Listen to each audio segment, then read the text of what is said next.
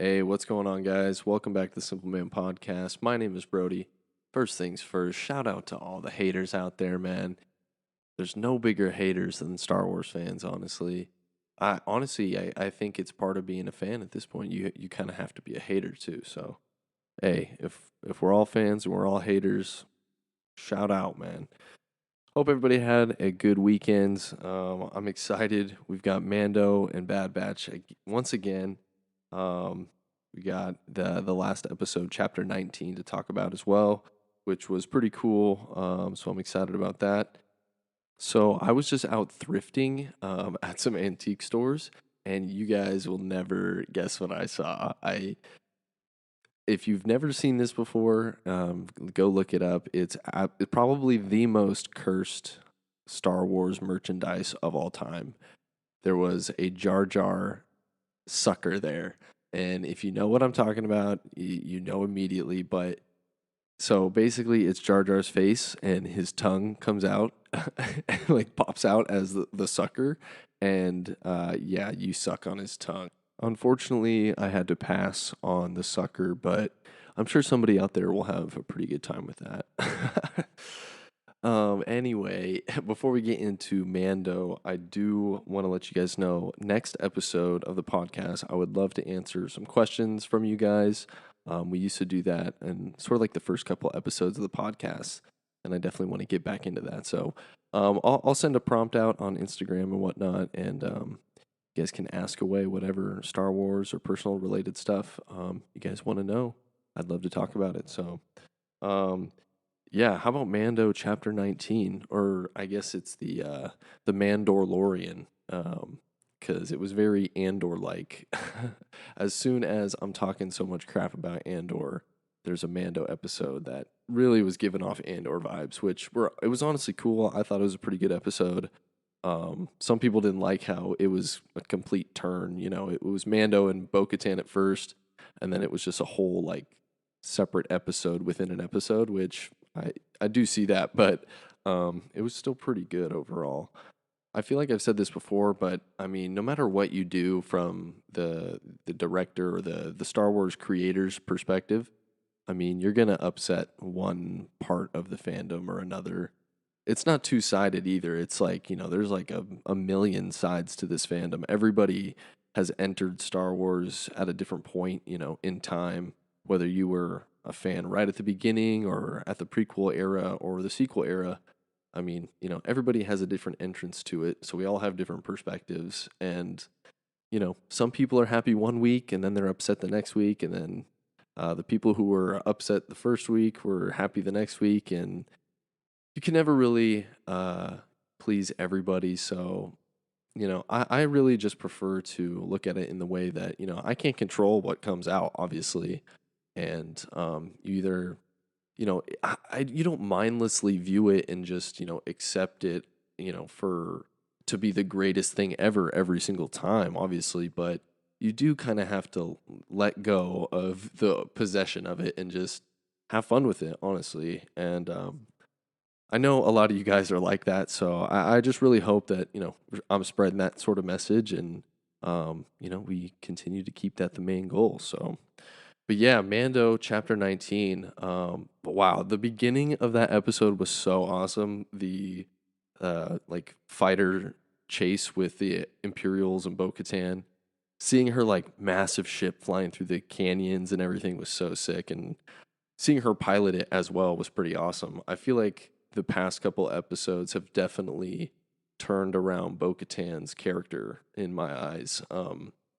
It's not that I hated her or anything in the Clone Wars or Rebels. I feel like I just didn't really care for her too much, and then she was kind of annoying in season 2 of Mando. But I've really enjoyed her character the past couple episodes.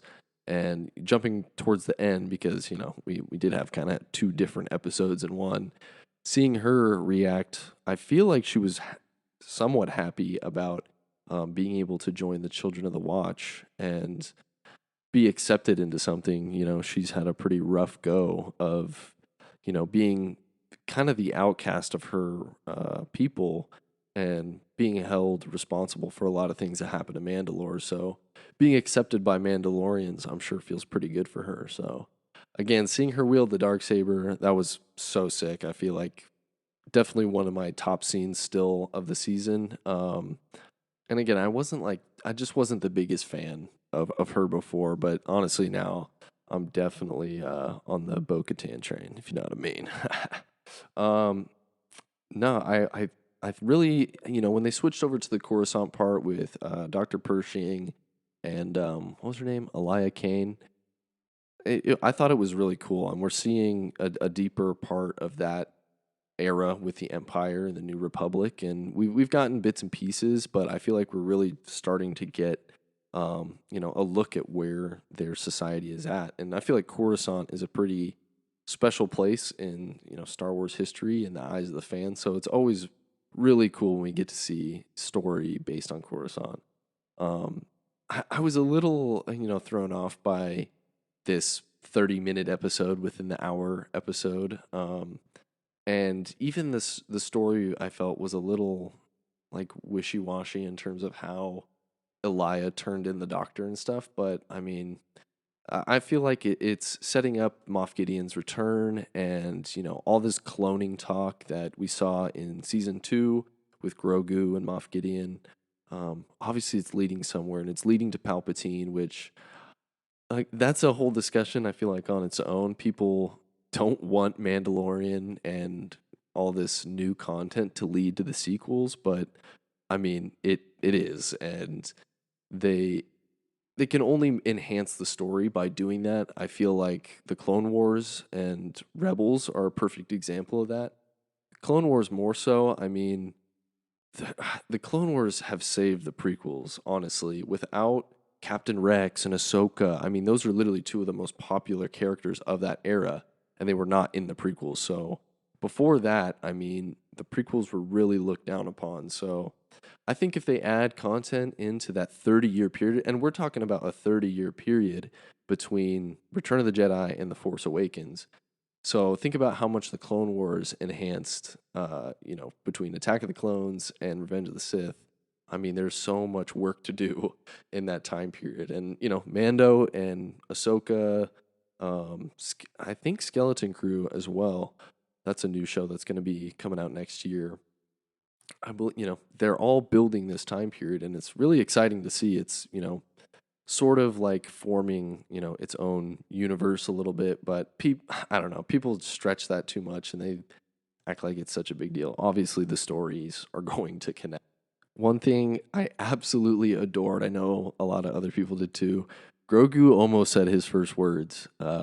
He almost said, "This is the way." If you look at the beginning of the episode, right when they're leaving Mandalore, they're on Bo-Katan's ship, and they both say this is the way, and then Grogu, almost says his first words, which is so cute. I just love that little guy. Screw the haters. I gave him a shout out at the beginning, but screw the haters, man.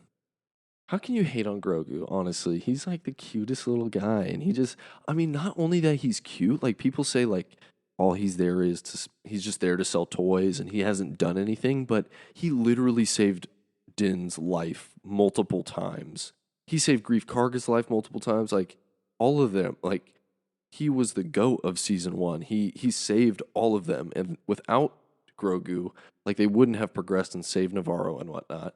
And then he's like the center of the story in season 2. Everybody wants to get their hands on Grogu. He's the key to, this information about cloning and the Force and whatnot. I'm going to start like a coalition for haters against, or people against Grogu haters. And you all better join. Yeah, I mean, I really thought the episode was overall, I wouldn't say it was as good as the second one. I'd probably give it like an 8 out of 10. But there was a lot of good stuff about the post Empire and the New Republic. I mean, we're seeing that the fact that the New Republic really isn't that much different than the Empire. We have the rich people, basically saying that it doesn't matter who's ruling in what time period. It doesn't matter to us because we have too much money to care, which is pretty reflective of our own society and here in America at least. Um, I I do like that aspect that we're getting that in this show. I do think they should focus just on Mando and Grogu and the Mandalorian aspects, but this is obviously gonna lead somewhere. So there's always at least a couple episodes of Mando each season that are, kind of whatever. And hopefully this is, one of them. And I feel like next episode is going to be pretty action packed. Maybe I spoiler alert a little bit. I've heard that it is called the episode is called The Foundling. So that's referring to something. I think it's referring to Grogu. I'm thinking that they're going to actually indoctrinate Grogu into the Children of the Watch. Because I feel like technically he hasn't really been, accepted into the group. Um, oh my god, what if he gets like Mandalorian helmet and armor? That'd be so sick. But I don't know how it would look. But I don't know. Then they'd have to cover Grogu's face and whatnot. And how can he be a part of it and not like follow the armor is pretty strict about the whole helmet thing. So I don't know. I guess we'll find out. Well, one thing this episode did make me want to do is watch Andor again. I I hadn't watched Andor since it came out, basically. I only watched each episode once, and honestly I was breaking one of my own rules. I always say that you should watch Star Wars at least twice before you like really make a judgment about it. And Andor was really the first time I've ever done that. Like I've only watched the episode once and I didn't really go back to them. I maybe watched no, I really think I only watched them once since it came out. Um, but I got Kaylee, my girlfriend, to watch it with me. So we started watching Andor again. We're only 2 episodes in, but honestly, it's really good. I take back some things that I said before. It really, I do stand by saying it's not like my favorite flavor of Star Wars. I definitely like Mando more. It's just more like fantasy adventure, with all the crazy aliens, and it just has so many more Star Wars feels. Like Andor has more of a sci-fi feel, which is definitely cool, and the production value on it was amazing. The acting and I mean the way it is a slow burn, but shows like that really I think benefit from that because you do get a lot of time with the characters and you start to care about them more than when we're getting quick episodes. We already care about Mando and Grogu so much, so I feel like they can get away with the story being quicker with shorter run times. But I don't know, Andor is pretty good, and I think if they can sort of blend the Mando and Andor vibes together, that would be like the perfect balance. Um, Kenobi hit it right with the Obi-Wan and Vader vibes, but I think the show overall was, I don't know, they just didn't really produce it well enough to be on the quality of Andor or Mando. So we basically did watch the Mandalorian though. I saw a lot of people making that joke. I made it first. Just saying, just saying. It was like 5 a.m. I tweeted it. It got like 12 likes, so nobody really saw it. But the Bad Batch was honestly pretty cool. I feel like we're kind of setting up to see the end of these guys' stories, at least from like the show perspective. I'm not saying that they're gonna die. I'm saying that we're not gonna. We maybe get one more season of the Bad Batch, but I'm not really too sure. They might leave it at a point where they can make the decision of doing another season or not, because it's seeming like they're gonna chill at that island place that they're at and maybe start some sort of like clone sanctuary. I think that's where I'm sort of thinking it's leading, but I don't know. I feel like this episode was the first time that I considered that there might not be a season 3 of the Bad Batch. Like they haven't announced that. They really haven't given any indication of there being a season 3. I mean, it doesn't really seem like, the series would be ending, but I don't know. You never know. I have really been enjoying the season. I think we've gotten a lot more like deep looks into the characters and like their emotions and stuff. It's really cool to see the clone story. I mean, we've gotten a lot of that too, just the clones overall and how it's affected them. So, like I've said in the past, if you're not watching the Bad Batch, it's definitely worth it.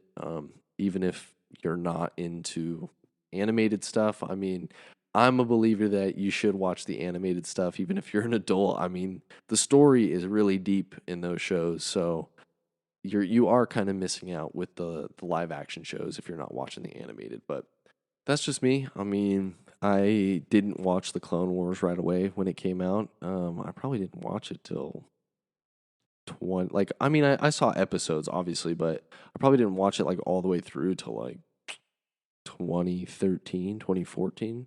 Honestly, maybe even after that. Maybe 2015 or 2016. Like, I didn't sit down and watch the Clone Wars all the way through until then. So it took me a while. And then even Rebels, I definitely didn't watch that when it was like coming out. It took me a few years to watch that all the way through. And there's even some episodes where I snoozed out.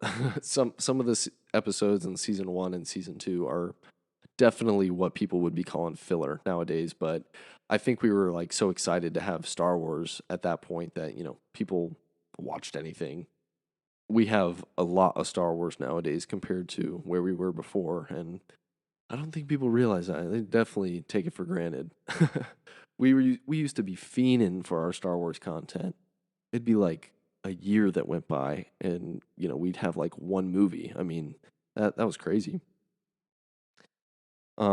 Yeah, so I hope everybody's enjoying their Jar Jar suckers.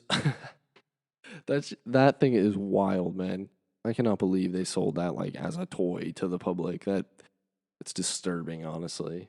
There are some pretty cursed Star Wars objects out there. I've seen like C3PO like tape dispenser, and he's like laying down almost. It's a weird thing. I've seen. I don't know if you guys have ever seen the Padme Amidala costume from like 2002. Instead of just like giving the clothes for the costume and then, maybe you do your hair like Padme, there's like a mask of Padme's face and it's like a human mask. It's just disturbing. Look these things up. I'm telling you, you'll find them. It's wild. Those are probably three of the weirdest things I've seen on it, like with my own eyes. I know that there's like one of the original toys from The Empire Strikes Back. It's like the Tauntaun rescue, and like you can put Luke inside the Tauntaun. It's a pretty cursed toy, honestly. It's like the Tauntaun's stomach flaps open, and it's pretty wild. But go get yourself some weird Star Wars merch, something real kooky. There's plenty out there. That's what I love about Star Wars, though. Honestly, sometimes like merch can be really overdone with like blasting Star Wars all over it, and I feel like that makes it kind of corny. But there's some awesome merch out there. Like I just saw when I was thrifting as well. It's the little like what is it called? It's like the little frog monster thing that sits outside Jabba's palace, and he like slurps up the fly or whatever. Right at the beginning of Return of the Jedi, there was like a big figure of it. Like it was like probably the size of a basketball, and I'd never seen it before. And his like tongue, like you could squeeze him, I think, and his tongue would fly out, and just stuff like that. I mean, like if you didn't know what it was, it didn't really look Star Wars. Like it just looked like an alien, but something I'd never seen before. And there it was sitting. There was actually three of them. There was three of them right next to each other. I was like, what the heck? I'd never seen this before. But yeah, guys, it's been a good week. It's been a good month for Star Wars, honestly. Like I said last time, I'm living it up. It's been pretty fun. I'm losing sleep on Wednesdays. I'm honestly there's like a hangover effect to either staying up or waking up super early to watch it on Wednesday. Um, it bleeds into the next days. At least when you're getting old like me.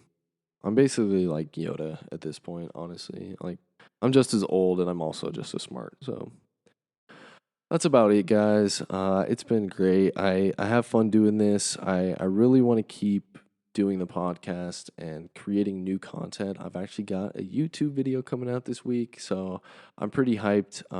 If you guys are interested, I show a little bit of toy photography and what I do in terms of that.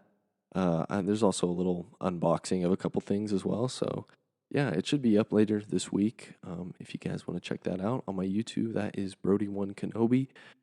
If you're listening on Apple or Spotify, I would really appreciate it if you left a review on the podcast itself.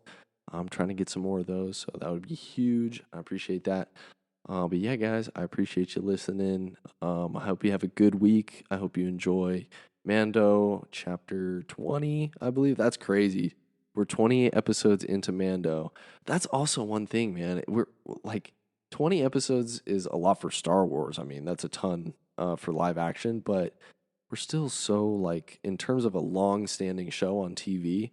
I mean, shows go 50, 60 episodes sometimes. So, oh, I'm going off track, but have a good week, guys. May the force be with you. See you next week. Peace.